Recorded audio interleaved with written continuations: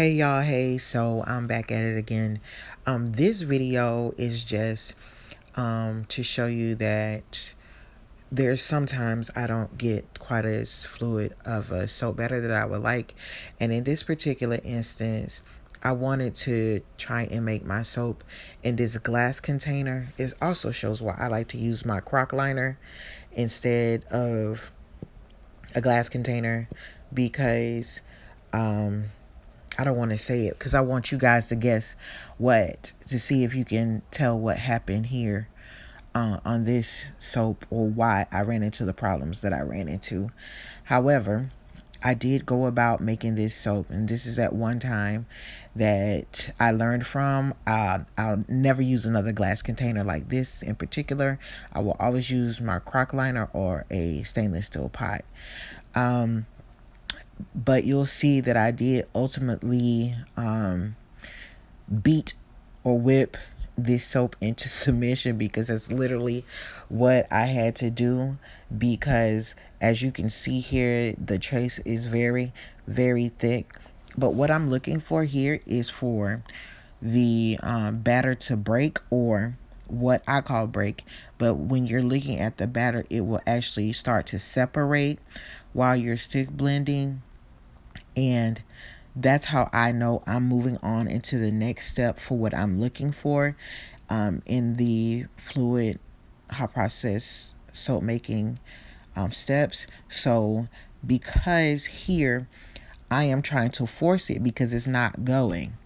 Okay, it is not going. It is staying in this very thick trace stage, and I have continued to try to whip this thing. So now I decided I'm going to let it insulate and put my plastic cap over it to see if it will insulate and build up some heat here.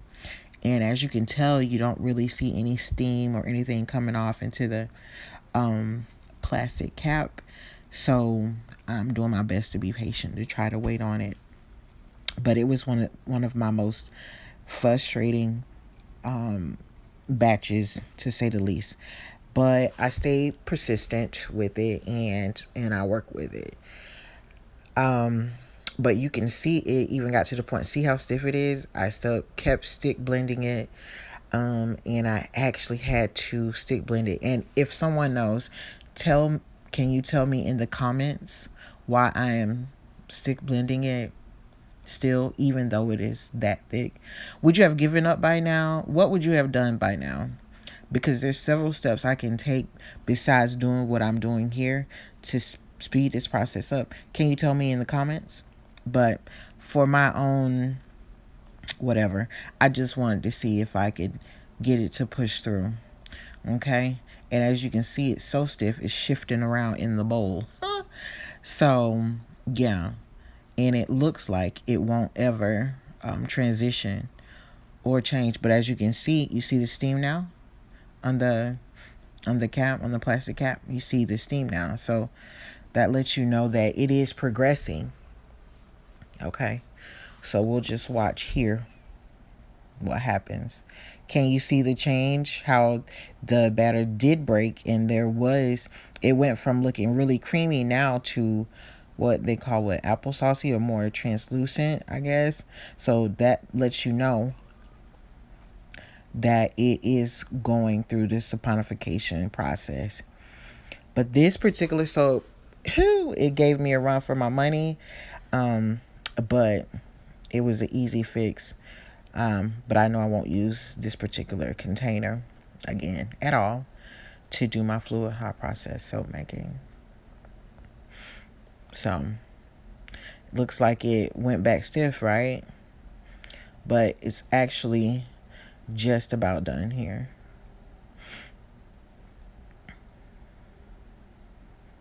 So I'm gonna let it sit again. And if you notice, in a lot of my videos, I'm really big on letting my batter rest and not messing with it. I definitely let it rest. But this process obviously was speeded up, but it took me the longest time to get this batter to act right. Okay? But you see now that I've let it rest, it's calmed down, it's relaxed. a bit more.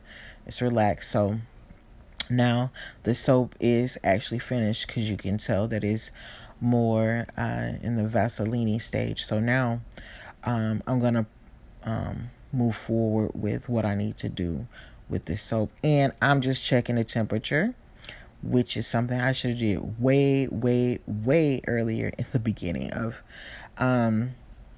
this soap making video, or when I made this soap. So I added my super fat here, and you can see it loosened up a little, and then I added my yogurt, and I'm gonna add that in here so you guys know my typical steps.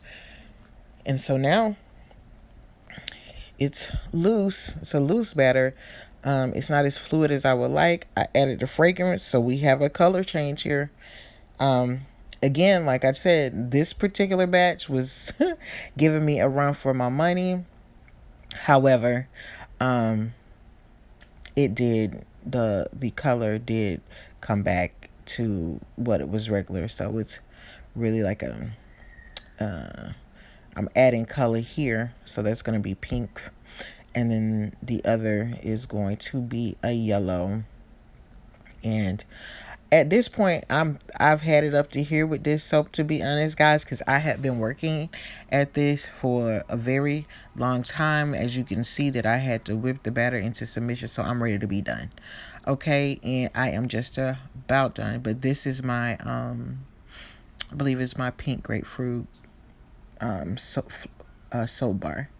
So, and I'm just pretty much over and done with it, ready to pour this up, and that's gonna happen in just a second. So yeah, so this is just about it. I'm going to wrap it up here, guys.